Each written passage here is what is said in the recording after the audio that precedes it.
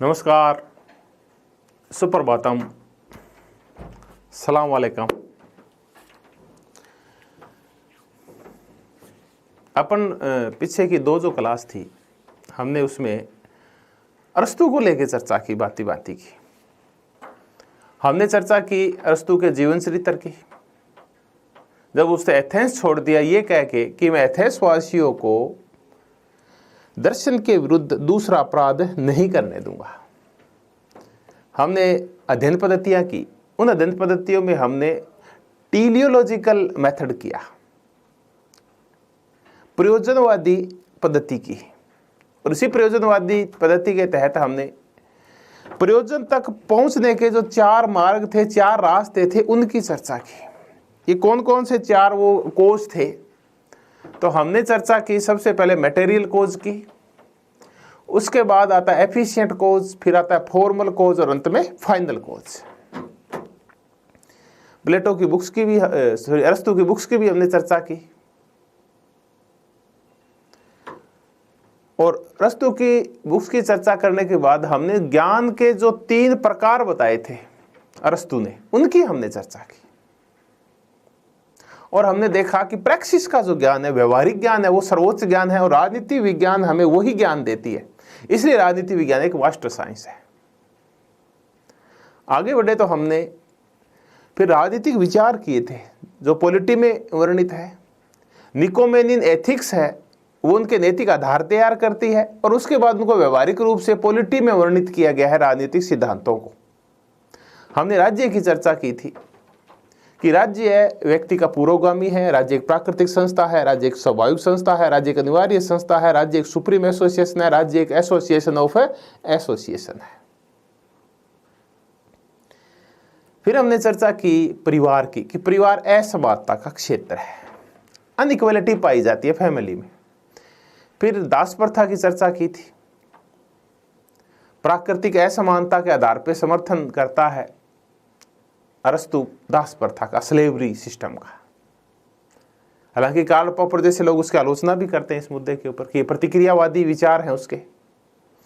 हमने नागरिकता की चर्चा की, सिटीजनशिप की चर्चा की, और हमने ये देखा कि कोई व्यक्ति वही नागरिक हो सकता है जो कॉमन गुड के मामलों में, राजनीतिक मामलों में, सार्वजनिक मामलों में, शासन और प्रशासन के मामलों में सक्रिय भागीदारी करता हो, वो नागरिक होगा।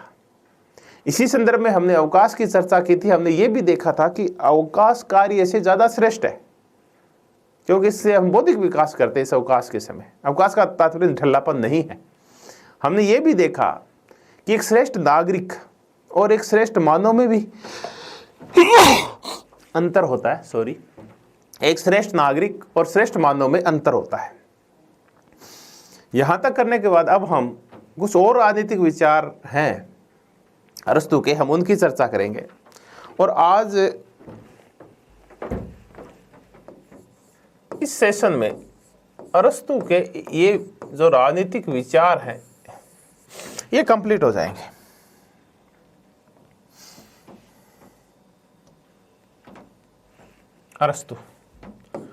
अरस्तू के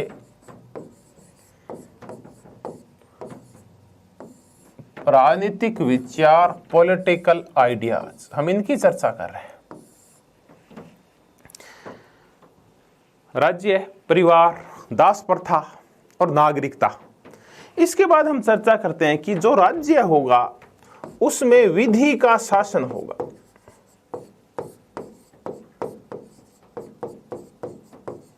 विधि का शासन, रूल ऑफ लॉ।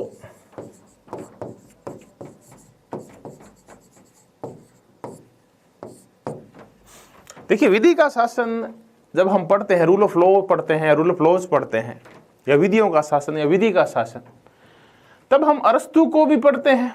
अब अरस्तू ने, हम शुरुआत करेंगे, अरस्तू ने ये फिर आइडिया लिया कहां से? देखिए, प्लेटो जब काल्पनिक था, रिपब्लिक में थोड़ा यूटोपियन था, तब वो व्यक्ति के शासन की बात करता है।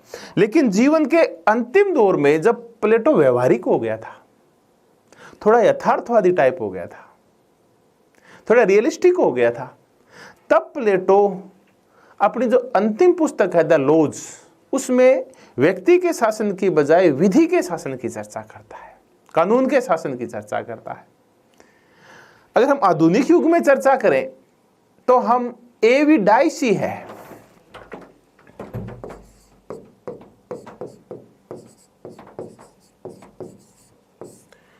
ब्रिटिश विचारक है एविडाइसी। इनकी एक पुस्तक है an introduction of the law of constitution.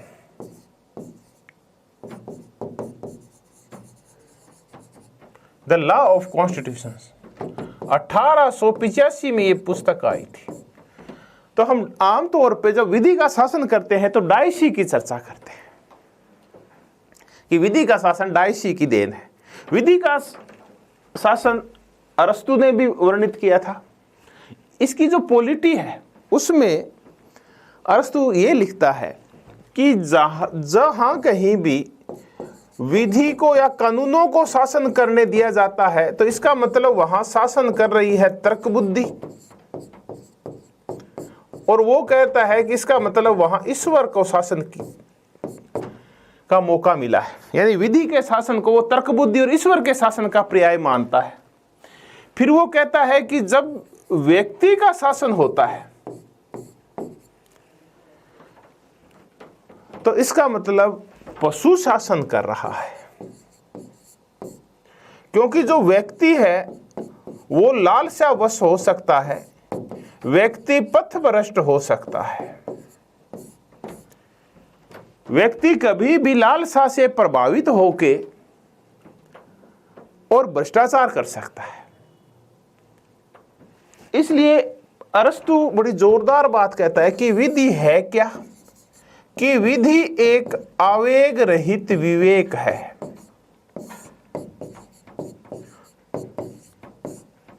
Passionate reason है, एक आवेग रहित विवेक है। बहुत बार पूछ लिया जाता है कि कौन कहता है कि विधि एक आवेग रहित विवेक है। सीधा ही क्वेश्चन बनता है, चलिए ये लगा लेते हैं, आवेग रहित विवेक। इसका मतलब विधियां लालसा से भ्रष्टाचार से मुक्त होती है। एक व्यक्ति अपनी संतान को देखे, अपने प्रियजन को देखे विधि में बदलाव कर सकता है। एक राजा देखता है कि सामने राजकुमार है तो हो सकता है विधि किसी और प्रकार से लागू करे, और एक आम आदमी उसमें कोई दूसरी विधियां लागू हो सकती है। लेकिन अगर कानून का शासन है तो कानून छोटे बड़े अमीर गरीब किसी के साथ भेदभाव नहीं करता, और कानून बड़ा सोच समझ के बनाया जाता है। इसीलिए उसको लालसा रहित और आवेग रहित विवेक कहा जाता है। अरस्तु ने यह नाम दिया है विधियों को। इसलिए सीधा पूछा जाता है कौन कहता है कि विधियां आवेग रहित विवेक है, लालसा से मुक्त होती है विधियां। तो देखिए बड़ी जोरदार कोटेशन है अरस्तु की कि जहां विधि शासन करती है वहां तर्क बुद्धि शासन करती है, ईश्वर शासन करता है। लेकिन जहां व्यक्ति शासन करता है वहां पशु शासन करता है, क्योंकि व्यक्ति कभी भी, चाहे वो कितना ही सर्वोच्च हो, चाहे वो दार्शनिक राजा ही क्यों ना हो, वो पथभ्रष्ट हो सकता है। आगे देखें, इस मुद्दे पे और चर्चा करें।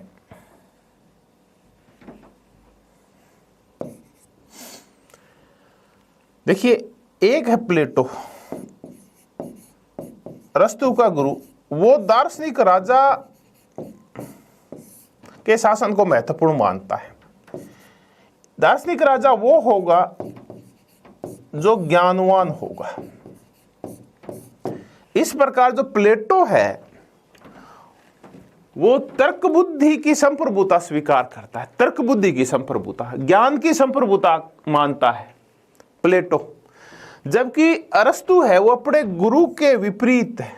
दार्शनिक राजा ज्ञान की बजाय वो कानून के शासन को महत्वपूर्ण मानता है, कि व्यक्ति की बजाय कानून ज्यादा महत्वपूर्ण है। कानून की संप्रभुता और व्यक्ति की संप्रभुता, तर्क बुद्धि की संप्रभुता और कानून की संप्रभुता, ये अंतर है प्लेटो में और अरस्तु में। ज्ञान की संप्रभुता प्लेटो मानता है, कानून की संप्रभुता अरस्तु मानता है। यानी जो शासक भी होंगे वो कानून के नियंत्रण में रहेंगे, जबकि प्लेटो उल्टा बोलता है। प्लेटो कहता है कि कानून वही होगा जो दार्शनिक राजा कहेगा, अरस्तु कहता है कि राजा वही करेगा जो कानून कहेगा। तो यहाँ कानून की संप्रभुता है। और जब हम ये देखते हैं कि किसी भी राज्य में कानून का शासन है, विधियां हैं, तब हम ये कहते हैं कि ये कानून का शासन बड़े अभिन्न रूप से जुड़ा हुआ है संविधानवाद से, कॉन्स्टिट्यूशनलिज्म। कई हम अरस्तु को न केवल राजनीति विज्ञान का और तुलनात्मक राजनीति का पिता बोलते हैं, बल्कि हम अरस्तु को संविधानवाद का पिता भी बोलते हैं। संविधानवाद में जो शासन होता है वो सीमित शासन होता है और एक राजा विधि की बेड़ियों में, विधि की सीमा में रहता है। वो तानाशाह नहीं हो सकता, डिक्टेटर नहीं हो सकता, सर्वाधिकारवादी नहीं हो सकता, क्योंकि विधि के द्वारा उसके अधिकारों को सीमित कर दिया जाता है। तो ये संविधानवाद है, ये भी विधि के शासन से अभिन्न रूप से जुड़ा हुआ है, रूल ऑफ लॉ से। और ये निरंकुश राजतंत्र या व्यक्ति के शासन, दार्शनिक शासक या व्यक्ति श्रेष्ठता से एक अलग कंसेप्ट है विधि का शासन, जहां विद्या सर्वोच्च होती है। तो हमने अरस्तु का देखा कि अरस्तु व्यक्ति के शासन की बजाय विधियों के शासन को ज्यादा महत्वपूर्ण मानता है, और ये व्यवहारिक विचार भी है, क्योंकि व्यक्ति कभी भी भ्रष्ट हो सकता है, व्यक्ति कभी भी लालसा के वश हो सकता है, व्यक्ति कभी भी अपने हितों के लिए विधियों को बदल सकता है। इसलिए व्यक्ति की बजाय विधियां महत्वपूर्ण होती है, क्योंकि कानून बनने के बाद किसी के साथ भेदभाव नहीं करते। तो हमने पहला जो विचार किया वो किया रूल ऑफ लॉ, विधि का शासन। हमने डायसी की चर्चा की, उनकी पुस्तक लॉ ऑफ कॉन्स्टिट्यूशंस की चर्चा की। हमने विधियों को आवेग रहित विवेक कहा कि हमने इसी से निकला है संविधानवाद, और विधि का शासन व्यक्ति के शासन का उल्टा है। आगे चलते हैं और नेक्स्ट कंसेप्ट करते हैं और राजनीतिक विचारों की चर्चा करते हैं। एक राजनीतिक विचार है स्वर्णिम मध्यमान का नियम। स्वर्णिम मध्यमान का नियम, रूल ऑफ गोल्डन मीन।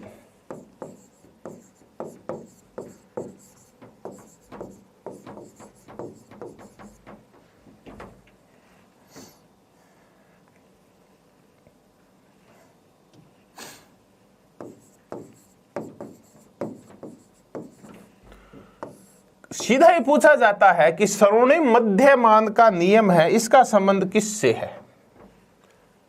स्वर्णिम मध्यमान, अभी चर्चा करते हैं स्वर्णिम मध्यमान क्या है। पहले ये शब्द आप देखिए है क्या।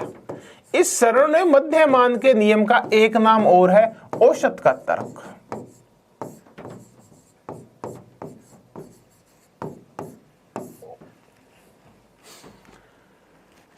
बुद्ध भी ऐसे ही थे। बुद्ध कहा करते थे कि वीणा के तारों को न तो इतना टाइट कीजिए कि वो टूट जाए, और न ही इतना ढीला छोड़िए कि वहां से संगीत ही नहीं निकले। तो क्या करें?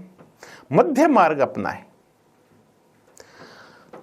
अरस्तु चूंकि एक व्यवहारिक विचारक है, व्यवहारवादी अलग होते हैं, व्यवहारिक अलग होते हैं, तो ऐसे व्यवहारिक विचारक है वो काल्पनिक की बजाय यथार्थ पे ज्यादा बल देते हैं, और जो यथार्थ व्यक्ति होता है वो एक्सट्रीम की बजाय मध्यम मार्ग को ज्यादा पसंद करता है, आमूल परिवर्तनों की बजाय मध्यम मार्ग को ज्यादा पसंद करता है।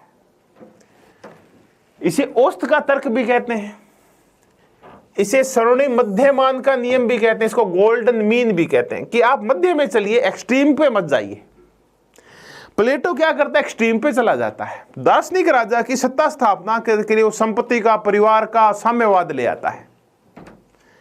ये कहता है इनकी जरूरत नहीं है, आप मध्यम वर्ग का शासन लाइए।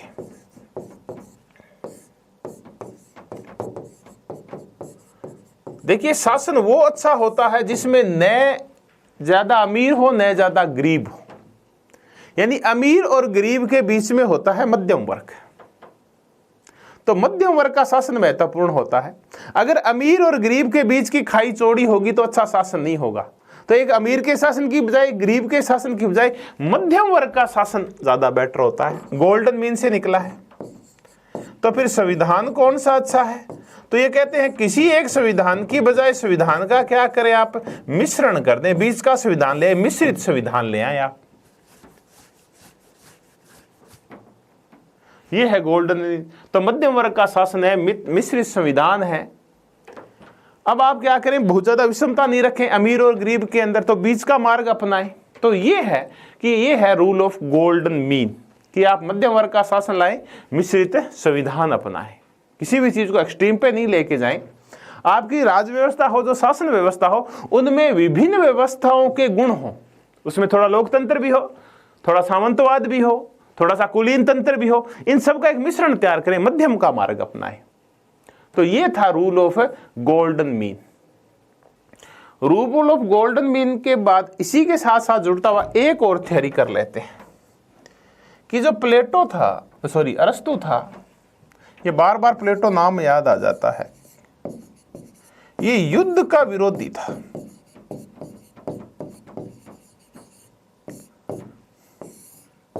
देखिए मैकियावेली जैसे लोग, कौटिल्य जैसे लोग हैं, युद्धों के समर्थक है, लेकिन अरस्तु युद्ध का विरोधी था। अरस्तु का कहना था कि युद्ध होना चाहिए शांति के लिए। हाँ, अगर शांति स्थापित करनी है तो युद्ध किया जा सकता है। किसी साम्राज्य के विस्तार के लिए, अपनी भौतिक संसाधनों की भूख के लिए युद्ध उचित नहीं है। अब ये उचित क्यों नहीं है, वो युद्ध का विरोधी क्यों है, इसके लिए हमें ये देखना होगा कि जब शांति काल होता है तो व्यक्ति को अवकाश मिलता है,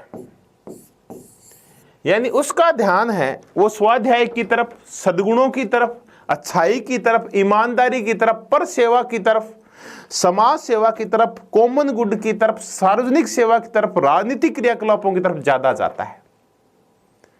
और जब युद्ध होता है तो उसका ध्यान सिर्फ हिंसा की तरफ, कुटिलता की तरफ, खून की तरफ, मारकाट की तरफ ज्यादा जाता है, और उसको अवकाश नहीं मिलता कुछ अच्छे सद्गुण प्राप्त करने के, अच्छे सद्गुणों की चर्चा करने के और अच्छे सद्गुणों को व्यवहार में लाने के। तो इसलिए अगर किसी भी व्यक्ति में सद्गुणों का विकास करना है तो युद्ध की बजाय ये शांति काल में ज्यादा होता है। इसीलिए अरस्तु कहता है कि युद्ध की बजाय शांति जरूरी है और कार्य की बजाय अवकाश जरूरी है, ताकि सद्गुणों का विकास किया जा सके। रूल ऑफ गोल्डन मीन और युद्ध के विरोध के बाद हम अगला विचार करते हैं, वो है संपत्ति संबंधी विचार। अरस्तु का संपत्ति के संदर्भ में क्या कहना है, कैपिटल के बारे में क्या कहना है। देखिए प्लेटो ने रिपब्लिक में जिस साम्यवाद की चर्चा की है उसमें संपत्ति का विरोध किया है। प्लेटो का यह मानना था कि संपत्ति व्यक्ति को भ्रष्ट करती है, संपत्ति संरक्षक वर्ग के पास नहीं होनी चाहिए, संपत्ति सिर्फ उत्पादक वर्ग के पास होनी चाहिए। हाँ, संरक्षक वर्ग उतनी संपत्ति रखेगा जितना उसके व्यक्तिगत उपयोग के लिए आवश्यक है, उससे ज्यादा संपत्ति नहीं रखेगा। जबकि अरस्तु संपत्ति की संस्था का समर्थक है।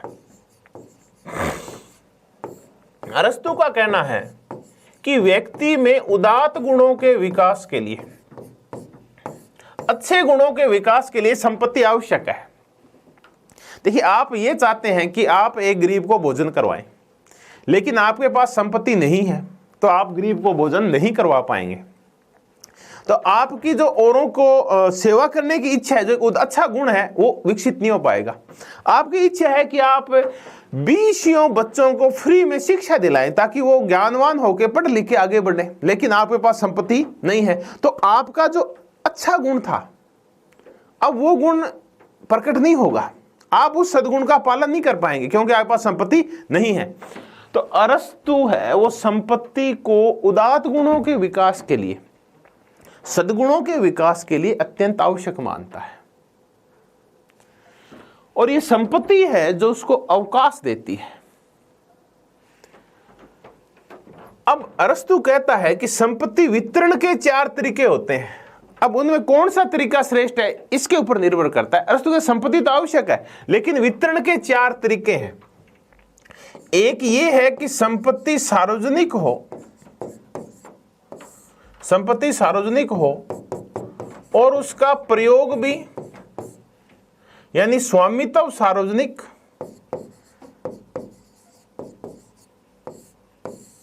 और प्रयोग भी सार्वजनिक। एक तो ये तरीका है, ये तरीका तो कामयाब नहीं है, क्योंकि संपत्ति सार्वजनिक और प्रयोग भी सार्वजनिक, ये ना व्यवहारिक रूप में संभव नहीं है। हम भी कहते हैं कि साजे बाबे को कोई नहीं रोता। गांव की साझा संपत्तियां देख लें, कोई रखवाली नहीं करता, वो बर्बाद हो जाती है। तो सार्वजनिक स्वामित्व और सार्वजनिक प्रयोग ये मानवीय मनोविज्ञान के अकॉर्डिंग सही नहीं बैठता, क्योंकि कोई भी प्रयोग तो कर लेगा उसका, लेकिन उसकी रखवाली नहीं करेगा, उसमें वृद्धि नहीं करेगा। तो एक तरीका और है, वो है कि स्वामित्व हो, ये हो व्यक्तिगत, और प्रयोग भी हो, वो भी हो व्यक्तिगत। ये तो उदारवाद में चलता है, ये भी अच्छा तरीका नहीं है कि स्वामित्व व्यक्तिगत और प्रयोग भी व्यक्तिगत। एक व्यक्ति की संपत्ति हो, वो उसका प्रयोग करे, तो ये तो फिर आप में स्वस्वार्थ की भावना का विकास करता है, सद्गुण का विकास तो नहीं करता। तो फिर और क्या तरीका है कि आपके पास स्वामित्व हो, वो हो सार्वजनिक, लेकिन प्रयोग हो वो हो व्यक्तिगत। एक तरीका ये है कि सार्वजनिक स्वामित्व मालिक सारे हो, लेकिन प्रयोग व्यक्तिगत हो। ये साम्यवाद में चलता है, ये भी अच्छा तरीका नहीं है। ये उदारवाद में चलता है, ये भी अच्छा तरीका नहीं है, क्योंकि सार्वजनिक स्वामित्व होगा, प्रयोग तो व्यक्तिगत है। अगर स्वामित्व सार्वजनिक होगा तो कोई भी उसका मालिक नहीं होगा, वहां भ्रष्टाचार पनपेगा, जैसे कि हमने यूएसएसआर में देखा, पूर्व यूएसएसआर में। फिर सबसे श्रेष्ठ तरीका कौन सा है? ये तरीका सबसे श्रेष्ठ है अरस्तु के अकॉर्डिंग। कौन सा तरीका, हम इसकी चर्चा करते हैं। श्रेष्ठ तरीका है कि स्वामित्व व्यक्तिगत हो, यानी एक व्यक्ति निजी संपत्ति हो, इसका तात्पर्य है स्वामित्व व्यक्तिगत हो और प्रयोग सार्वजनिक हो।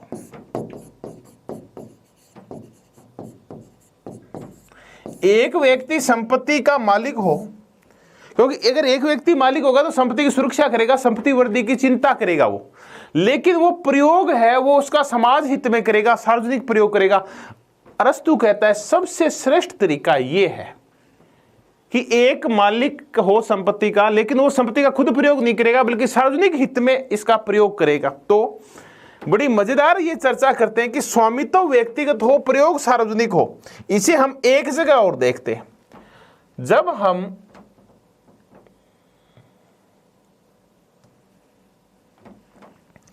ट्रस्टीशिप करते हैं।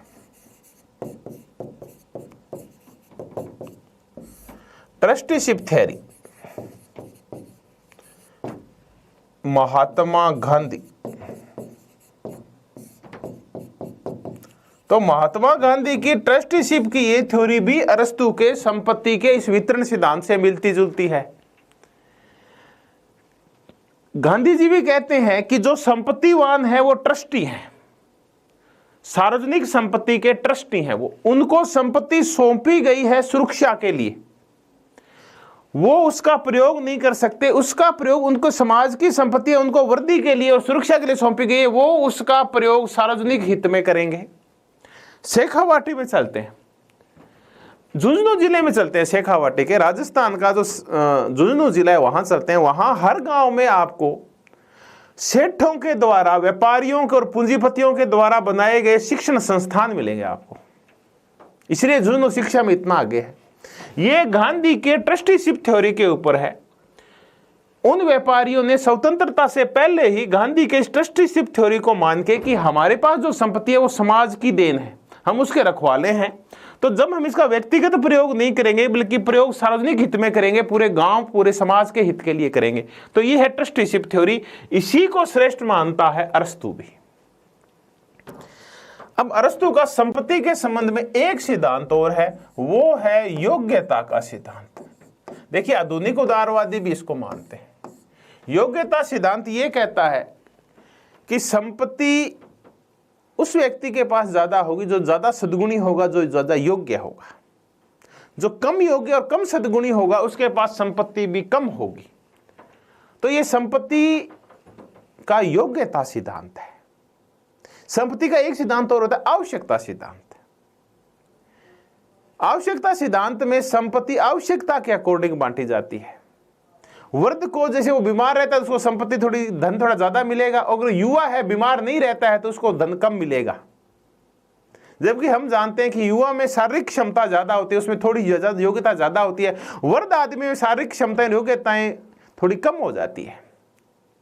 तो योग्यता सिद्धांत का समर्थक है संपत्ति के मामले में अरस्तु। बाद में उपयोगितावादियों ने, चाहे वो लोक हो, चाहे वो बेंथम हो, उपयोगितावादी और उदारवादी जितने भी हैं, वो भी संपत्ति के संबंध में योग्यता सिद्धांत को मानते हैं। उदारवादियों में चाहे जॉन लोक हो, चाहे हर्बर्ट स्पेंसर हो, चाहे थॉमस पेन हो, उपयोगितावादियों में बेंथम हो, मिल हो, ये सब संपत्ति के संबंध में योग्यता सिद्धांत को स्वीकार करते हैं। यहां तक कि जो समकालीन उदारवादी हैं, जिनको हम न्यू राइट्स भी बोलते हैं, नव दक्षिणपंथी भी बोलते हैं, जिनको नव उदारवादी भी बोलते हैं, जिनको इच्छा स्वेच्छा तंत्रवादी भी बोला जाता है, इजाया बर्लिन है, हेक है, नोजिक है, फ्रीडमैन है, ये भी संपत्ति के संबंध में योग्यता सिद्धांत को ही मानते हैं। और इसी योग्यता सिद्धांत को अरस्तु माना करता था कि जो ज्यादा योग्य होगा उसके पास संपत्ति भी ज्यादा होगी, जो ज्यादा पढ़ा लिखा होगा, ज्यादा ज्ञानवान होगा, ज्यादा योग्य होगा, ज्यादा सामर्थ्यवान होगा, उसके पास संपत्ति ज्यादा होगी। तो हमने संपत्ति के संबंध में अरस्तु के विचार देखे और हमने ये देखा कि संपत्ति एक व्यक्ति में उदात्त गुणों के विकास के लिए आवश्यक है। नंबर 1, इसका श्रेष्ठ तरीका है वितरण का कि व्यक्तिगत स्वामित्व हो और प्रयोग सार्वजनिक हित में हो, कॉमन गुड के लिए हो। यह गांधी की ट्रस्टीशिप से मिलता जुलता है। और अंत में हमने देखा संपत्ति का योग्यता सिद्धांत, चाहे वो अरस्तु का हो, चाहे उदारवादियों का, उपयोगितावादियों का और इच्छा स्वेच्छा तंत्रवादियों का। तो आवश्यकता सिद्धांत को, ये समाजवादी आवश्यकता सिद्धांत को मानते हैं कि संपत्ति का वितरण योग्यता के आधार पर नहीं बल्कि आवश्यकता के आधार पर होना चाहिए, कि किसको कितनी आवश्यकता है उसको उतनी संपत्ति मिलनी चाहिए। संपत्ति के सिद्धांत के बाद अरस्तु का एक और सिद्धांत करते हैं, क्रांति, रिवॉल्यूशन।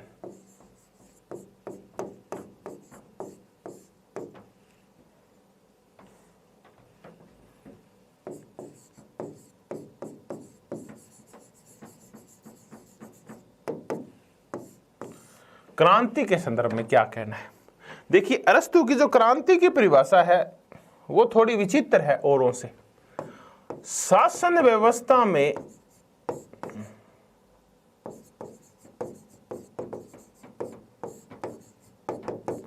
प्रत्येक छोटा बड़ा परिवर्तन अरस्तु के नजर में क्रांति है।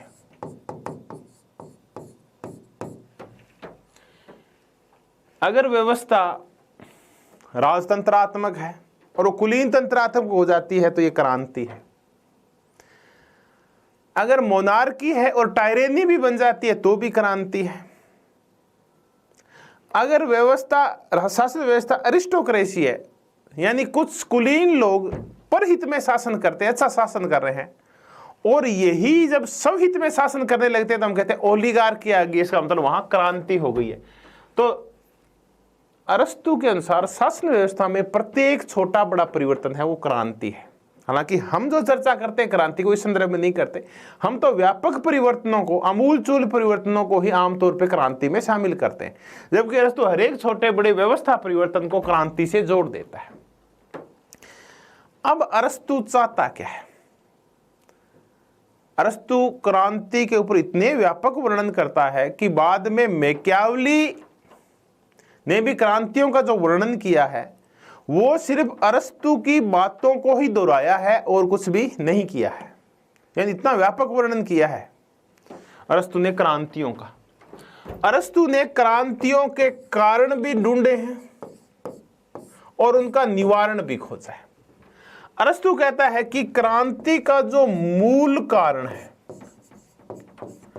वो है विषमता,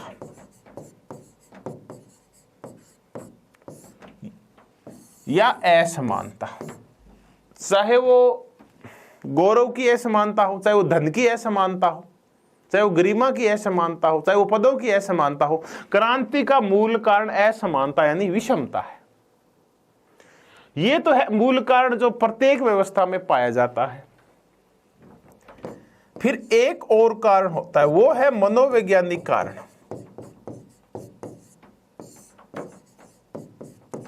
मनोवैज्ञानिक कारण है परिवर्तन। देखिए, प्रत्येक व्यक्ति किसी भी व्यवस्था जो कि स्थायी है या चल रही है उससे असंतुष्ट होता है, उसमें हमेशा ही परिवर्तन चाहता है। अगर ओलिगार्की है, कुछ लोगों का भ्रष्ट शासन है, तो लोग उसमें समानता चाहेंगे। लोकतंत्र आ जाएगा तो उसमें कुछ लोग फिर विषमता चाहने लगेंगे। तो ये समानता और असमानता की जो मनोवैज्ञानिक इच्छाएं हैं, जो परिवर्तन की इच्छाएं हैं, ये है क्रांति का मूल कारण। कि कोई भी व्यक्ति स्थायी रूप से मनोवैज्ञानिक रूप से संतुष्ट नहीं हो सकता। अगर राजतंत्र आ गया तो उससे वो असंतुष्ट हो जाएगा, उसमें व्यवस्था परिवर्तन चाहेगा। अगर लोकतंत्र आ गया तो फिर ये कहेंगे, कुछ कहेंगे इसमें असमानता होनी चाहिए, धनिक असंतुष्ट हो जाएंगे, वो असमानता चाहने लगेंगे, जो गरीब है वो और ज्यादा समानता चाहने लगेंगे। तो कुल मिला के परिवर्तन एक मनोवैज्ञानिक कारण है जो क्रांति की देन है। तो क्रांति का मूल कारण है विषमता, परिवर्तनों की स्वाभाविक इच्छा। फिर क्रांति के विशिष्ट कारण भी होते हैं। प्रत्येक व्यवस्था में क्रांति के अलग कारण होते हैं। राजतंत्र में क्रांति क्यों होती है, इसके बहुत सारे कारण बताए हैं अरस्तु ने, इनमें क्वेश्चन कम आता है। राजतंत्र में कारण होता है दरबारी कुटिलताएं,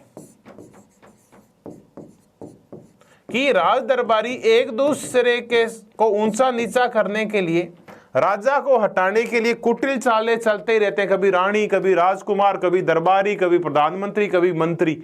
तो राजतंत्र में दरबारी कुटिलताएं मूल कारण होता है बदलाव, परिवर्तन या क्रांति का। तो फिर ओलिगार्की वगैरह में या फिर लोकतंत्र में कारण क्या है? तो लोकतंत्र में धनिक लोग हैं, ये असमानता चाहते हैं। धनिक असमानता की इच्छा करते हैं। जो गरीब होते हैं लोकतंत्र में, वो निरपेक्ष समानता चाहते हैं।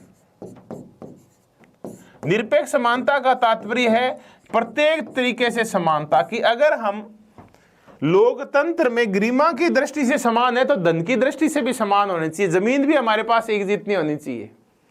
तो धनिकों की असमानता की इच्छा, गरीबों की निरपेक्ष समानता की इच्छा। और ये जो डेमोगोज होते हैं, भड़काऊ नेता, जो जिनकी जीव लंबी होती है, जो वाग्वीर होते हैं। वाग्वीर मतलब बोलने वाले वीर, अपने यहां भी पाए जाते हैं, ऐसे कुछ शासन के उच्च स्तरों पर भी पहुंच जाते हैं ऐसे वीर। तो ऐसे जो भड़काऊ नेता होते हैं, फेंकू नेता होते हैं, ये लोकतंत्र में क्रांति के कारण होते हैं। तो फिर ओलिगार्की में जो आपसी कंपटीशन होता है कुलीनों का, शक्ति प्राप्ति के लिए, धन प्राप्ति के लिए, गरिमा प्राप्ति के लिए, श्रेष्ठता के लिए, वो मूल कारण होता है। तो ये थे क्रांति के मूल कारण। तो फिर क्रांति का उपाय क्या है, इसको रोका कैसे जाए? तो फिर अरस्तु कहता है कि क्रांति रोका कैसे जाए, इसका निवारण क्या है, उपाय क्या है। तो वो बहुत सारे उपाय बताता है। उनमें श्रेष्ठ उपाय ये है कि मध्यम वर्ग का शासन हो, न ज्यादा अमीर हो न ज्यादा गरीब लोग हो, नंबर 1। दूसरा है कि जो विदेशी है उनको शासन सत्ता में भागीदारी नहीं दी जाए, क्योंकि ये रिलायबल नहीं होते, विश्वसनीय नहीं होते विदेशी। एक तरीका ये है कि परिवर्तन है उनको शुरू में ही रोका जाए, परिवर्तनों को रोकना। अगर परिवर्तन एक बार शुरू हो गए तो फिर ये रुकते नहीं है, इसलिए परिवर्तनों को शुरू में ही रोक देना चाहिए। अगर कोई छोटी सी मांग है, कोई चेंज हो रहा है, उसको वहीं रोक दीजिए, वरना परिवर्तनों की एक श्रृंखला शुरू होती है, फिर परिवर्तन रुकते नहीं है, फिर क्रांति रुकती नहीं है। तो परिवर्तनों को रोक देना चाहिए। और क्या हो सकता है? तो न्याय की स्थापना होनी चाहिए। पदों का जो वितरण है, गरिमा का वितरण है, संपत्ति का वितरण है, वो योग्यता के अकॉर्डिंग हो, कोई असंतुष्ट नहीं हो। तो ऐसे कुछ तरीके बताता है बहुत सारे अरस्तु क्रांति को रोकने के।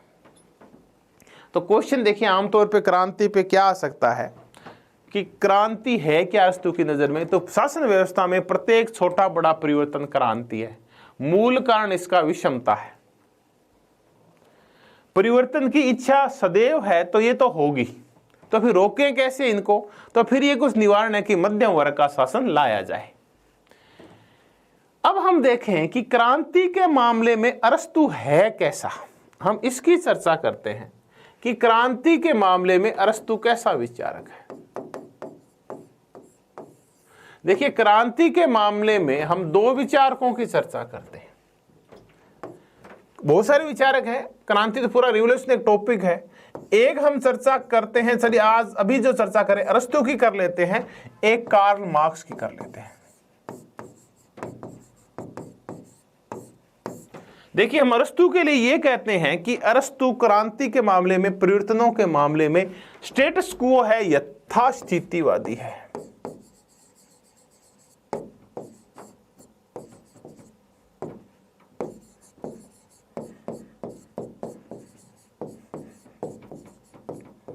यानी यथास्थितिवादी समझ में नहीं आए तो आप ये समझ लीजिए कि ये रूढ़िवादी है। रूढ़िवादी वो होता है जो परिवर्तनों को पसंद नहीं करता।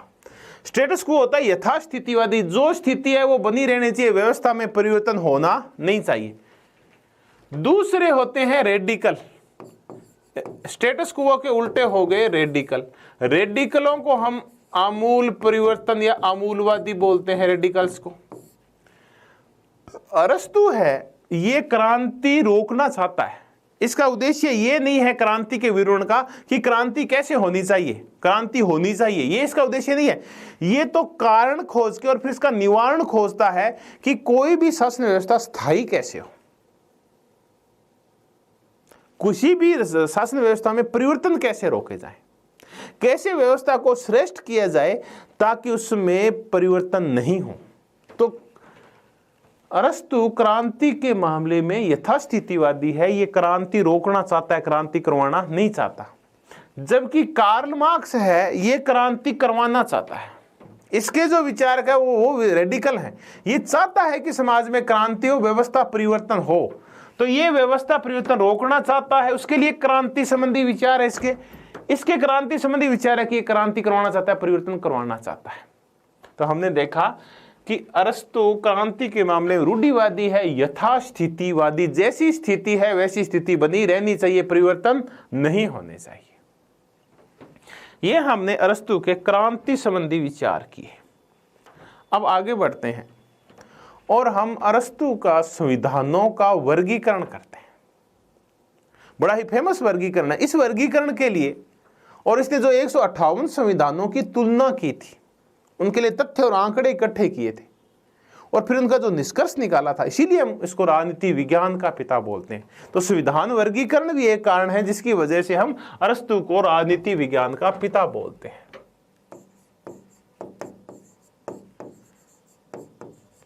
संविधानों का वर्गीकरण।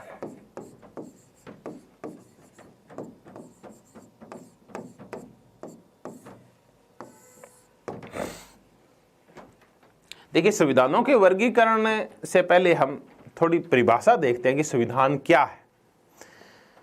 अरस्तु खुद कहता है कि संविधान शासन व्यवस्था में पदों का एक ऐसा संगठन है जिसके अधिकार वगैरह बंटे हुए होते हैं। यानी इसमें विभिन्न पदों का वर्णन होगा, किसके क्या कर्तव्य होंगे, ये कुछ जो वर्णित करता है वो संविधान है। कुल मिला के आज हम जिसको संविधान कहते हैं कि कानूनों और नियमों का ऐसा संग्रह जो विभिन्न शासन व्यवस्थाओं के, विभिन्न संस्थाओं के, विभिन्न राजनीतिक संस्थाओं के स्वरूप का निर्धारण करता है, उनके कर्तव्यों का निर्धारण करता है, नागरिक अधिकारों का निर्धारण करता है, नागरिकों के सौपन का निर्धारण करता है, वो ये वाली परिभाषा नहीं है। यहां संविधान का तात्पर्य है शासन व्यवस्था।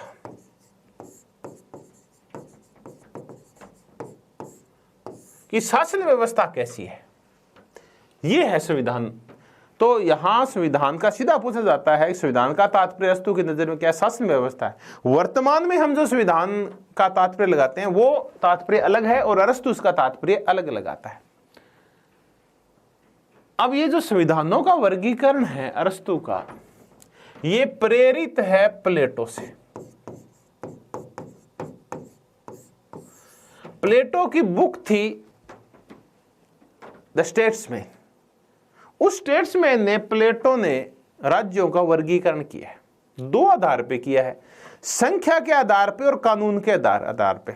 संख्या के आधार पे राज्य तीन प्रकार के हो सकते हैं, एक व्यक्ति द्वारा संचालित या शासित, कुछ व्यक्तियों द्वारा शासित और बहुत सारे व्यक्तियों के द्वारा शासित। और फिर कानून के आधार पे ये लॉफुल हो सकते हैं और अनलॉफुल हो सकते हैं। इसी हेर फेर के साथ संविधानों का वर्गीकरण किया है अरस्तु ने। अरस्तु ने जो संविधानों का वर्गीकरण किया है वो दो आधार पे किया है। एक है संख्या, शासकों की संख्या, और दूसरा है उनके उद्देश्य। तो सीधा ही क्वेश्चन आता है कि संविधान का वर्गीकरण जो कि अरस्तु ने किया है उसका आधार क्या है। तो हमने देखा कि इसके दो आधार हैं और ये प्लेटो से प्रेरित है थोड़ा। अब हम इनकी चर्चा करते हैं कि संविधानों का वर्गीकरण किस आधार पे किया गया है। देखिए, मैंने कहा दो आधार है। एक है संख्या, संख्या के आधार पे राज्य का संचालन एक व्यक्ति कर सकता है, कुछ व्यक्ति कर सकते हैं और बहुत सारे व्यक्ति कर सकते हैं। ये तो हो गई संख्या, एक आधार ये हो गया।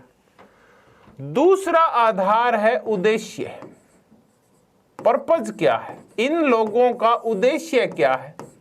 अगर उद्देश्य है स्वहित और उद्देश्य है परहित, तो ये दो प्रकार के उद्देश्य हो सकते हैं।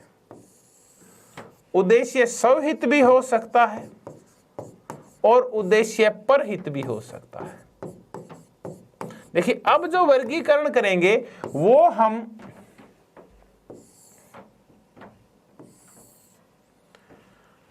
इंग्लिश में करेंगे।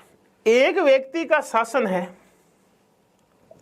चलो उल्टा लिख लेते हैं इनको एक बार, ताकि वर्गीकरण आपके याद रखने में थोड़ा आसान हो जाए। अगर एक व्यक्ति का शासन है लेकिन परहित में है, जनहित में है, कॉमन गुड के लिए है, तो वो मोनार्की कहलाती है,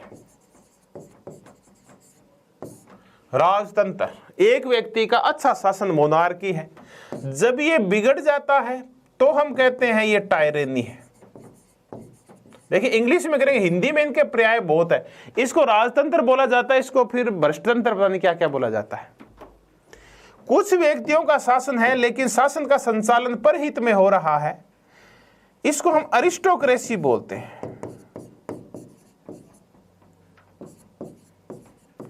अरिस्टोक्रेसी होता है कुलीन तंत्र, अरिस्टोक्रेसी। कुछ व्यक्तियों का शासन है लेकिन अरिस्टोक्रेसी बिगड़ गई है और ये स्वहित के ऊपर निर्भर आ गई है, स्वहित पे, तो हम इसको बोलेंगे ओलिगार्की, अल्पतंत्र, ओलिगार्की। बहुत सारे व्यक्तियों का शासन है लेकिन परहित में है, तो हम इसको बोलेंगे पॉलिटी। इसका भी चर्चा करेंगे। और बहुत सारे व्यक्तियों का शासन है लेकिन स्वहित में है, मोबोक्रेसी टाइप है, भीड़तंत्र टाइप है, तो हम उसको बोलेंगे डेमोक्रेसी। ये कुछ शाब्दिक हेरफेर के साथ यही वर्गीकरण है। इस एक शब्द को छोड़ के ये प्लेटो का है, पर वर्गीकरण के आधार अलग हैं। वहां संख्या तो यही है लेकिन यहाँ लाभफुल और अनलाभफुल है, यहाँ ही उद्देश्य है ये। तो पहला क्वेश्चन आता है कि आप बताइए कि वर्गीकरण किस आधार पे किया गया है। तो संख्या और उद्देश्य के आधार पे, नंबर एक। दूसरा क्वेश्चन आता है कि फिर मोनार्की टायरेनी बनती है, अरिस्टोक्रेसी ओलिगार्की है, पॉलिटी डेमोक्रेसी है। अब इन व्यवस्थाओं में जो सबसे श्रेष्ठ व्यवस्था है वो कौन सी है, तो वो व्यवस्था है पॉलिटी। अब ये पॉलिटी श्रेष्ठ क्यों है, इसकी विशेषताएं क्या है, हम इनकी चर्चा करते हैं। ये पॉलिटी वो व्यवस्था है जिसमें मिश्रित संविधान पाया जाता है।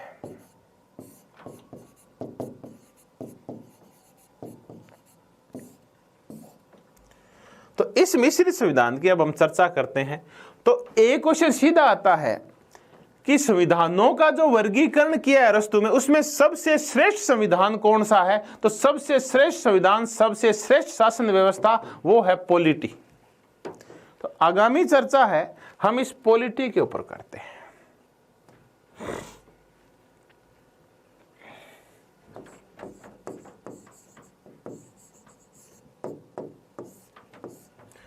देखिए, पॉलिसी बनी पॉलिटिक्स, और पॉलिटिक्स में वर्णित है पॉलिटी। सबसे अच्छी शासन व्यवस्था, सबसे अच्छी राज व्यवस्था है पॉलिटी। अब इस पॉलिटी को अरस्तु है वो बचाव राज्य बोलता है, सेव स्टेट बोलता है। एक क्वेश्चन तैयार हुआ कि पॉलिटी को क्या बोला जाता है? बचाव राज्य, सेव स्टेट। दूसरा क्वेश्चन देखते हैं। इस पॉलिटी में जो संविधान है वो मिश्रित संविधान है।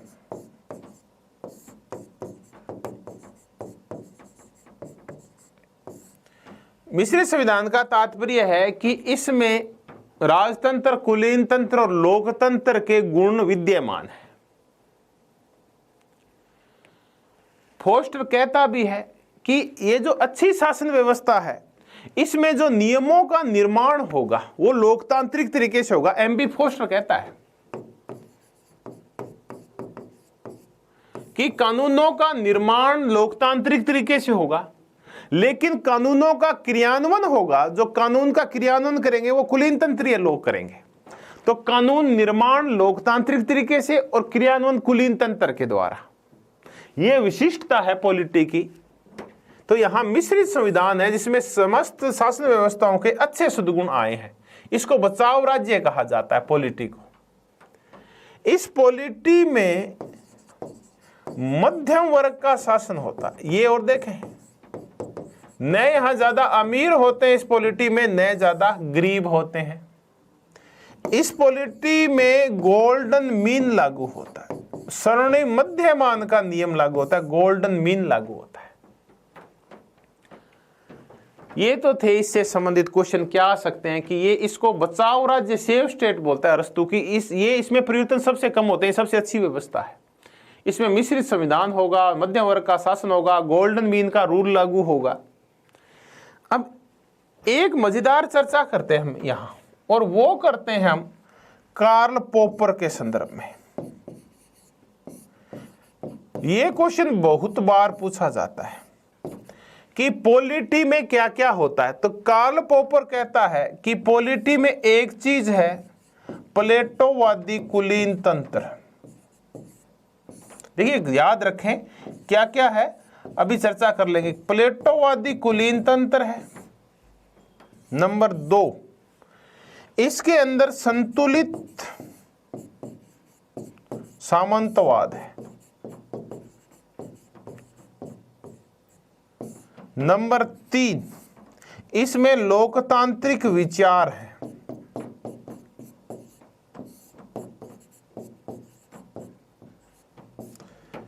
फिर क्वेश्चन आता है कि क्या इसके अंदर जो कार्ल पॉपर ने पॉलिटी का जो वर्णन किया कि पॉलिटी में क्या है, तो इसमें क्या जैविक व्यक्तिवाद है क्या?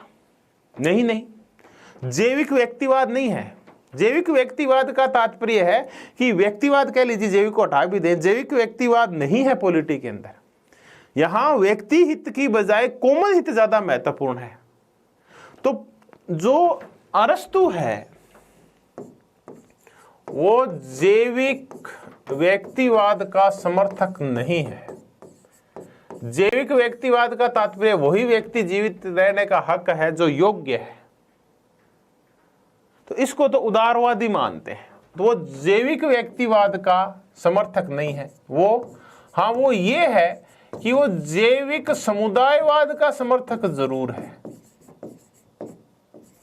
जैविक समुदायवाद का तात्पर्य है कि जैसे जीव महत्वपूर्ण होता है अंगों की बजाय, वैसे ही व्यक्ति की बजाय समुदाय महत्वपूर्ण है। तो वो जैविक समुदायवाद का तो समर्थक है, लेकिन व्यक्तिवाद का समर्थक नहीं है। क्योंकि देखिए उसके नागरिक की परिभाषा देखिए, नागरिक वही होगा जो सार्वजनिक गतिविधियों में भागीदारी करेगा, जो दूसरों के बारे में सोचेगा, खुद के बारे में नहीं सोचेगा, वो होगा नागरिक।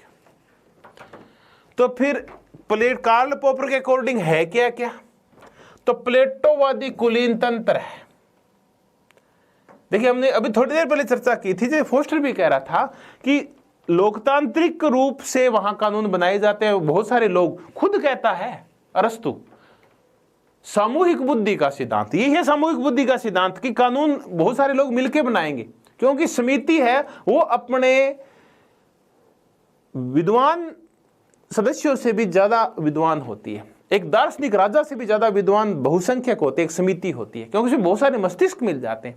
तो कानूनों का निर्माण लोकतांत्रिक तरीके से होगा, उनका जो क्रियान्वयन टाइप होगा वो कुलीन तंत्रीय होगा, प्लेटोवादी कुलीन तंत्र की तरह होंगे ये। इसमें सामंतवाद होगा। सामंतवाद का तात्पर्य है कि फिर अर्थव्यवस्था कैसी होगी, कि अर्थव्यवस्था वहां सामंतवादी होगी, कृषि प्रधान व्यवस्था होगी वहां। तो पॉलिटी है, इसमें एरिस्टोक्रेसी है। एरिस्टोक्रेसी ऐसे कुलीन लोग जो परहित में शासन चलाते हैं। कानूनों का निर्माण लोकतांत्रिक तरीके से होगा और अर्थव्यवस्था सामंतवादी होगी। तो कार्ल पॉपर की ये 3 लाइनें आप जरूर याद रखें, बहुत ज्यादा पूछी जाती है। चौथा ये पूछते हैं तो ये इसमें नहीं है। तो हमने पॉलिटी, आप याद रखें, पॉलिटी को बचाव राज्य कहता है अरस्तु, सेफ स्टेट बोलता है। इसमें मिश्रित संविधान होता है, मध्यम वर्ग का शासन होता है, गोल्डन मीन होता है। और कार्ल पॉपर बोलता है कि इसमें प्लेटोवादी कुलीन तंत्र है, संतुलित सामंतवाद है और लोकतांत्रिक विचार है, और इसमें जैविक व्यक्तिवाद नहीं है। तो ये हमने पॉलिटी की चर्चा की, संविधानों का वर्गीकरण किया, टायरेनी, monarchy, टायरेनी, aristocracy, oligarchy, polity, democracy. Polity एक मिश्रित शासन व्यवस्थाओं से बनी हुई चीज है। अब आगे बढ़ते हैं और संविधानों का चक्र करते हैं।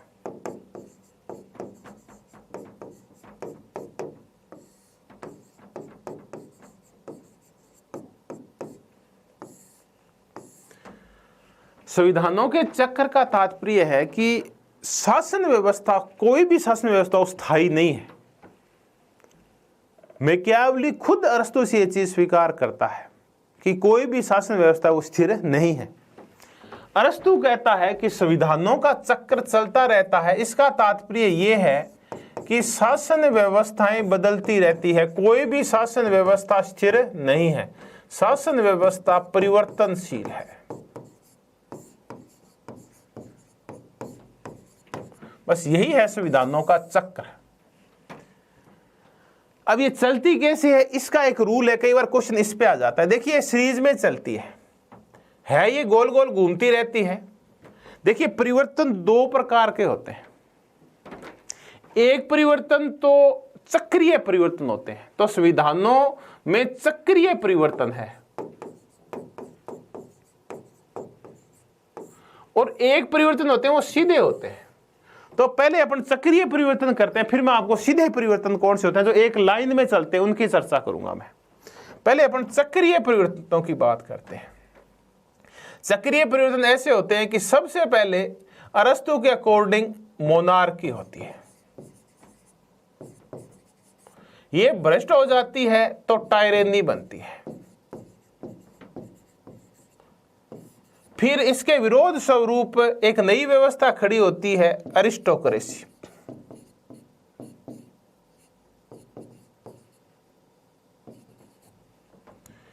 अरिस्टोक्रेसी भी थोड़े समय बाद बिगड़ जाती है।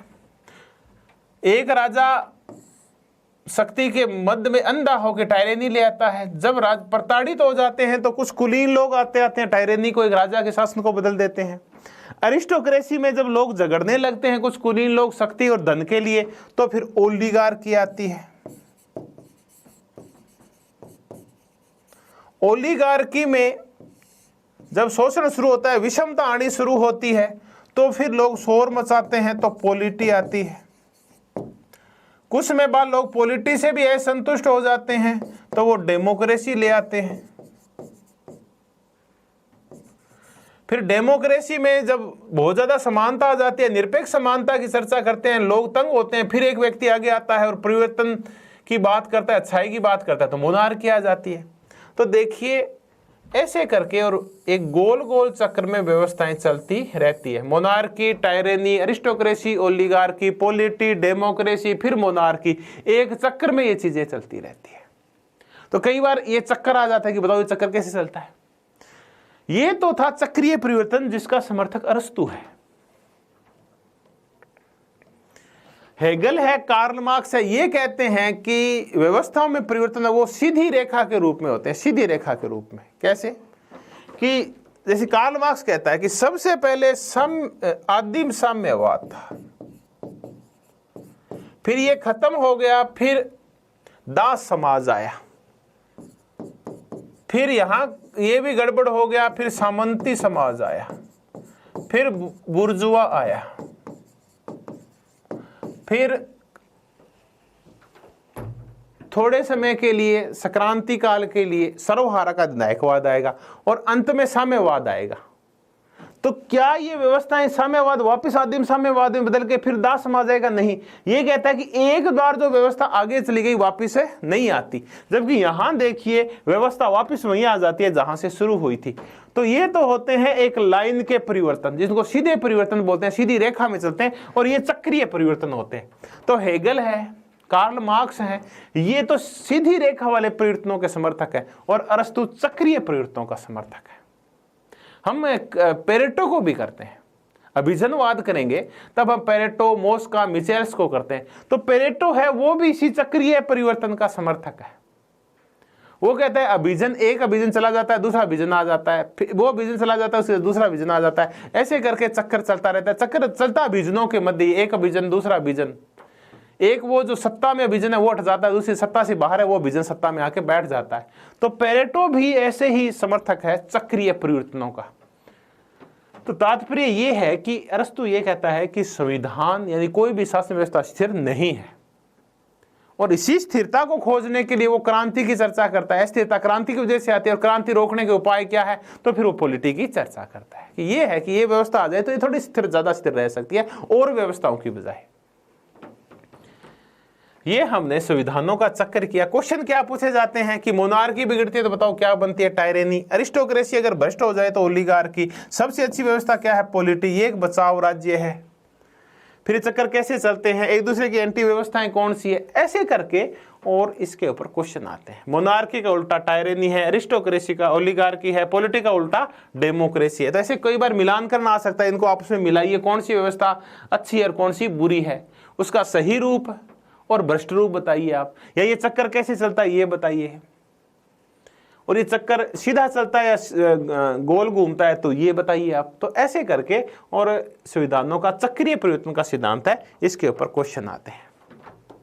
अब हम आगे बढ़ते हैं और संविधानों के चक्कर के बाद हम ये देखते हैं कि सबसे महत्वपूर्ण जो क्वेश्चन आते हैं प्लेटो और अरस्तु के ऊपर, वो न्याय पे भी आते हैं।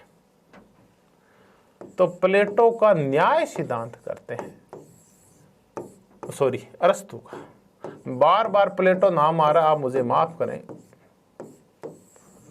अरस्तु का न्याय सिद्धांत।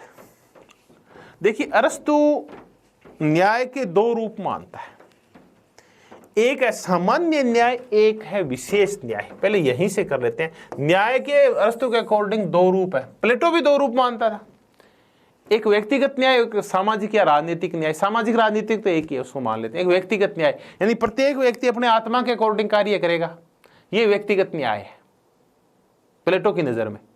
और प्रत्येक वर्ग अपना कार्य करेगा, ये सामाजिक न्याय है प्लेटो की नजर में। अरस्तु क्या कहता है? अरस्तु कहता है मैं भी न्याय को दो प्रकार का मानता हूं, एक है सामान्य न्याय और एक है विशेष न्याय। अब इनकी चर्चा शुरू करते हैं। सामान्य न्याय क्या है और विशेष न्याय क्या है? इस सामान्य न्याय के लिए वो राइटियो ने शब्द का प्रयोग करता है।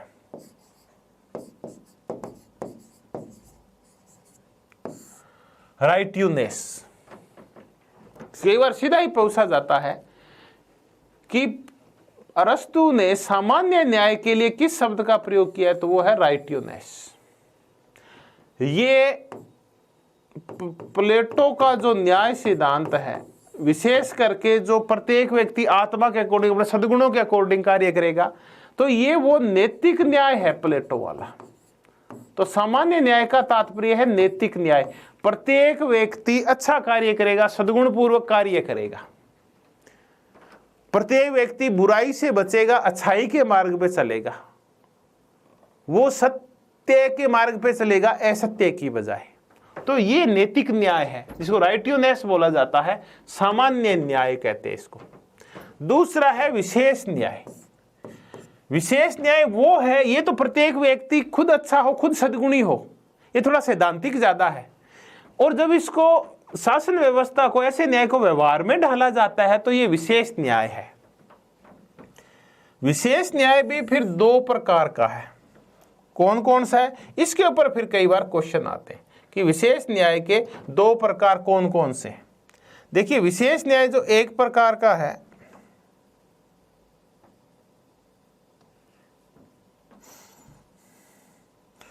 वो है वितरणात्मक न्याय,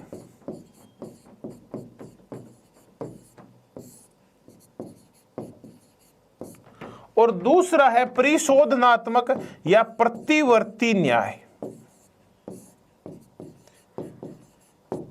रेक्टिफैक्टरी जस्टिस या प्रतिवर्ती न्याय, परिशोधनात्मक न्याय। तो हम इस विशेष न्याय की अब चर्चा करेंगे। एक क्वेश्चन तैयार हुआ कि राइटियोनेस क्या है, सामान्य न्याय या नैतिक न्याय है। विशेष न्याय के कितने भाग हैं? दो, वितरणात्मक न्याय और प्रतिवर्ती न्याय। अब हम इस वितरणात्मक न्याय और प्रतिवर्ती न्याय की चर्चा शुरू करते हैं। पहले हम इस वितरणात्मक न्याय की चर्चा शुरू करेंगे, फिर प्रतिवर्ती न्याय की करेंगे कि वितरणात्मक न्याय क्या है। न्याय के देखिए दो रूप हैं,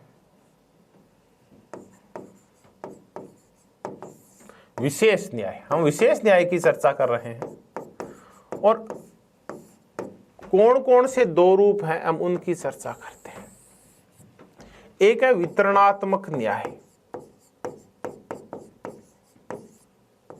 और दूसरा है प्रतिवर्ती या परिशोधनात्मक न्याय।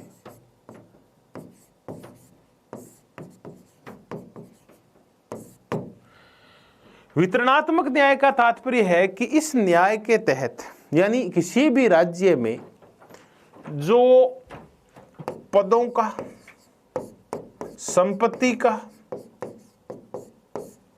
गरिमा का, धन का, अधिकारों का जो भी वितरण हो वो सही होना चाहिए। यह है वितरणात्मक न्याय। अगर पद, संपत्ति, गरिमा, धन, अधिकार का वितरण सही नहीं है तो इसका मतलब उस राज्य में शांति नहीं रह सकती। तो वितरणात्मक न्याय अत्यंत आवश्यक है। तो फिर यह वितरण होना किस आधार पे चाहिए? तो अरस्तु कहता है कि यह वितरण योग्यता के आधार पे होना चाहिए। जो ज्यादा योग्य व्यक्ति है उसको पद बड़ा मिलना चाहिए, उसको संपत्ति ज्यादा मिलनी चाहिए, उसको गरिमा यानी उसकी इज्जत ज्यादा होनी चाहिए, उसको धन ज्यादा मिलने चाहिए, उसको अधिकार ज्यादा मिलने चाहिए। जो कम सद्गुणी है उसको पद, संपत्ति, गरिमा, धन और अधिकार भी कम मिलेंगे। अच्छा, ऐसा मान लेते हैं कि जो व्यक्ति ज्यादा सद्गुणी है, ज्यादा पढ़ा लिखा है, वो कलेक्टर बनेगा, यानी वो क्योंकि ज्यादा योग्य है। जो कम पढ़ा लिखा है, कम सद्गुणी है, थोड़ा कामचोर टाइप है, वो फिर उसकी नीचे की श्रेणी का कोई कम कर्मचारी बनेगा। तो जो योग्य होगा वो ज्यादा बड़ा बनेगा, उसको ये चीजें ज्यादा मात्रा में मिलेगी, उसका वितरण उसको ज्यादा होगा, और कम योग्य को कम होगा। तो ये है योग्यता। यानी वितरणात्मक न्याय है, इसमें असमानता पाई जाती है, इसमें भेदभाव यानी विषमता पाई जाती है योग्यता के अकॉर्डिंग। ज्यादा योग्य को ज्यादा मिलेगा, कम योग्य को कम मिलेगा। चलिए, ये हो गया। फिर योग्यता का निर्धारण कैसे करेंगे? तो अरस्तु कहता है कि यदि योग्यता का निर्धारण सद्गुण के अकॉर्डिंग करेंगे। फिर सद्गुण, हरेक एक व्यवस्था में सद्गुण अलग अलग होते हैं। राजतंत्र में सद्गुण अलग होते हैं, कुलीन तंत्र में सद्गुण अलग होते हैं, तो इनके अकॉर्डिंग कार्य होगा। तो योग्यता का आधार सद्गुण है। फिर ये वितरण करेगा कौन? तो ये वितरण विधायिका करेगी, यानी संसद का काम होगा कि वो कानून बनाए पद, संपत्ति, गरिमा, धन और अधिकारों के वितरण के लिए। तो ये विधायिका करेगी। विधायिका को एक्सलीशिया बोला जाता है। एक्सलीशिया यूनानी भाषा में, ग्रीक भाषा में, हो सकता है शाब्दिक हेरफेर मेरे मुंह से कुछ और बोल दिया, लिख कुछ और दिया हो। तो ये है वितरणात्मक न्याय। जो असमानता है इसमें योग्यता के आधार पे किया जाएगा, योग्यता का आधार सद्गुण है, और ये कार्य विधायिका करेगी, वितरण का जो कार्य है। अब थोड़ा सा इसको और समझें कि विशेष न्याय का सूत्र क्या है। विशेष न्याय का सूत्र है कि इसमें जो असमान लोग हैं उनके साथ असमान व्यवहार होगा। यह सूत्र है इसका। और जो लोग समान हैं उनके साथ समान व्यवहार होगा। तो असमान लोगों के साथ असमान व्यवहार और समान लोगों के साथ समान व्यवहार, ये है सूत्र। इसका तात्पर्य है जो योग्यता में असमान है उनके साथ व्यवहार भी असमान होगा। अन्याय कब होता है? जब लोग असमान हो, एक ज्यादा पढ़ा लिखा हो, एक कम पढ़ा लिखा हो और दोनों को कलेक्टर बना दें आप, यानी कलेक्टर का पद दे दें। एक कम योग्य है, एक ज्यादा योग्य है, दोनों को 1-1 लाख रुपए दे दें, समान धन दे दिया, समान इज्जत दे दी, तो इसका मतलब वो अन्याय है। फिर समान लोगों के साथ समान व्यवहार, अगर आप में सद्गुण समान है दो व्यक्तियों में, तो फिर उनमें भेदभाव नहीं होना चाहिए, उनके साथ समानतापूर्ण व्यवहार होना चाहिए। तो असमान लोगों के साथ असमान व्यवहार, समान लोगों के साथ समान व्यवहार, ये है इस वितरणात्मक न्याय का सूत्र। तो फिर वितरण किस आधार पे होता है? तो हमने देखा कि इस न्याय के इस सूत्र को हम एक बड़ा जोरदार बात बोलते हैं, अनुपातिक न्याय। ये बहुत बार पूछा जाता है, अनुपातिक न्याय। अनुपातिक न्याय यही देखा था कि जो जिस अनुपात में, या समानुपातिक न्याय भी बोलते हैं इसको, अनुपातिक के साथ साथ इसको समानुपातिक भी बोलते हैं। अनुपातिक या समानुपातिक, समान अनुपात है उस अनुपात में, जिस अनुपात में आप सद्गुणी और योग्य हैं, उसी अनुपात में आपको वितरण होगा पद, संपत्ति, गरिमा, धन और अधिकारों का। यानी जिस अनुपात में योग्यता, उसी अनुपात में वितरण। तो इसे अनुपातिक न्याय का सिद्धांत भी बोलते हैं, इसको वितरणात्मक न्याय का सिद्धांत भी बोलते हैं। इसका संबंध अरस्तु से सीधा ही पूछा जाता है। इसका सूत्र मैंने आपको बताया। अब आपको याद करना है हर हालात में कि अनुपातिक न्याय का प्रणेता कौन है। समानुपातिक न्याय की चर्चा सर्वप्रथम किसने की? वितरणात्मक न्याय का सूत्रधार कौन है? कौन है जो न्याय वितरण का आधार योग्यता को मानता है? तो वो अरस्तु से शुरुआत होती है इसकी। चलिए, और ये काम कौन करता है वितरण का कार्य? तो ये करती है विधायिका, और इसमें असमानता होती है। अब चलते हैं कि इसमें ये प्रतिवर्ती न्याय क्या है। देखिए, प्रतिवर्ती न्याय का जो कार्य है, प्रतिवर्ती न्याय फौजदारी मामलों में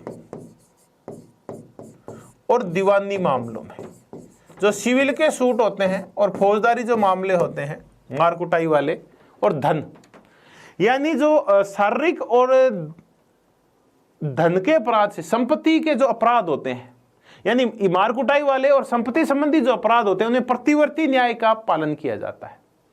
प्रतिवर्ती न्याय के पालन का तात्पर्य है कि इनका संबंध कौन से है? समाज में शांति और व्यवस्था वाले जो मामले हैं, लॉ एंड ऑर्डर का जो मामला है, ये प्रतिवर्ती न्याय से संबंधित है। एक व्यक्ति अगर किसी को पीटता है, एक व्यक्ति अगर किसी का धन छीनता है, तो वो इस प्रतिवर्ती न्याय के तहत आएगा। इसमें क्या किया जाएगा? इसमें सभी लोगों के साथ समान व्यवहार होता है। एक व्यक्ति मर्डर करता है जो सद्गुणी है, एक व्यक्ति मर्डर करता है जो असद्गुणी है, दोनों को समान दंड मिलेगा। तो प्रतिवर्ती न्याय समानता पर आधारित है और वितरणात्मक न्याय असमानता पर आधारित है। एक व्यक्ति चोरी करता है, जो पढ़ा लिखा है, सद्गुणी है, उसको भी 2 साल का दंड मिलेगा, मान लेते हैं। असद्गुणी व्यक्ति है, मूर्ख व्यक्ति भी चोरी करता है, तो उसको भी 2 साल का दंड मिलेगा। भारत में तो ऐसा नहीं था। कौटिल्य, मनु ये कहा करते थे कि सेम अपराध के लिए ब्राह्मण को कम दंड मिलेगा और शूद्र को ज्यादा दंड मिलेगा। तो ये तो अन्याय हुआ। फिर न्याय कहां हुआ? न्याय तो ये है कि आप चाहे कुछ भी हैं, अगर आपने अपराध किया है तो आपको विधि के अकॉर्डिंग बराबर दंड मिलेगा समस्त व्यक्तियों को, अमीर हो, गरीब हो, सद्गुणी हो, असद्गुणी हो, चाहे कोई है आप। ये है प्रतिवर्ती न्याय। तो फिर प्रतिवर्ती न्याय है, ये देती कौन है? तो ये कार्य होता है न्यायपालिका का। न्यायपालिका को हीलिया बोला जाता है। हीलिया इन ग्रीक भाषा में हीलिया करती है ये काम। तो ये था प्रतिवर्ती न्याय। अब न्याय के मामले में अरस्तु है क्या? तब हम कहते हैं कि न्याय के मामले में अरस्तु यथास्थितिवादी है, स्टेटस क्वो है। यथास्थितिवादी का तात्पर्य यह है कि प्लेटो बहुत ज्यादा परिवर्तन पसंद नहीं करता। देखिए, वितरणात्मक न्याय का आधार होगा योग्यता, तो कौन सा आधार ये स्वीकार नहीं करता? आवश्यकता। इस आधार को कई बार एक वृद्ध आदमी को ज्यादा धन की आवश्यकता हो सकती है, एक बीमार आदमी को ज्यादा धन की आवश्यकता हो सकती है, तो ये आवश्यकता को नहीं मानता। आवश्यकता एक रेडिकल विचार है, एक साम्यवादी समाजवादी विचार है जिसको अरस्तु स्वीकार नहीं करता। तब हम कहते हैं कि वितरणात्मक न्याय में भी अरस्तु यथास्थितिवादी है, और प्रतिवर्ती न्याय में उसमें भी यथास्थितिवादी है। अगर किसी व्यक्ति ने 2 लाख चोरी किए हैं तो उससे 2 लाख लेके दूसरे को दिलाए जाएं, जो व्यवस्था है वो भंगनी होनी चाहिए, जो है जैसी बनी रहनी चाहिए, तो इस मामले में भी यथास्थितिवादी है। तो न्याय के मामले में अरस्तु रेडिकल है या यथास्थितिवादी है? तो इसके दोनों के दोनों न्याय है, उन दोनों मामलों में वो स्टेटस क्वो है, रूढ़िवादी टाइप है, यथास्थितिवादी है। वो पहले में वो आवश्यकता के बजाय योग्यता पे बल देता है, दूसरे में वो लॉ एंड ऑर्डर मेंटेन करके शांति ले आता है, जिसने जैसा कि उसी अकॉर्डिंग उसको दंड दिलवाता है वो, और व्यवस्था को वापस वैसे ही कर देता है, इसलिए हम उसको कहते हैं यथास्थितिवादी है। तो ये था प्लेटो का न्याय सिद्धांत। अब चर्चा को विराम देते हैं। जब हमने शुरू की थी अरस्तु वाली क्लास, तो हमने अरस्तु का विधि का शासन किया था, फिर हमने गोल्डन मीन सर्वोनिम मध्यमान किया, फिर हमने देखा युद्ध का विरोध करता है वो, और युद्ध की बजाय शांति को ज्यादा महत्वपूर्ण मानता है। फिर हमने अरस्तु के संपत्ति संबंधी विचार किए जो गांधी जी के ट्रस्टीशिप के विचारों से मिलते जुलते हैं। फिर हमने अरस्तु की चर्चा की थी क्रांति के संदर्भ में, कि क्रांति के संदर्भ में वो कार्ल मार्क्स की तरह अमूल परिवर्तनवादी नहीं बल्कि यथास्थितिवादी है। फिर संविधान किए, संविधानों में हमने पॉलिटी की, बचाव राज्य किया, और कार्ल पोपर का जो विचार थे वो देखे हमने, क्या कहता है वो कार्ल पोपर पॉलिटी के बारे में। फिर हमने संविधानों का चक्कर किया, परिवर्तन किया कि कैसे ये चक्कर चलता है, और अंत में हमने फिर न्याय किया प्लेटो का। तो सॉरी, अरस्तु का, बार बार प्लेटो आ रहा है, सॉरी माफी चाहूंगा। तो अंत में हमने अरस्तु का न्याय सिद्धांत किया, हमने वितरणात्मक न्याय जिसको हम अनुपातिक और समानुपातिक न्याय भी कहते हैं, इसकी भी हमने चर्चा की।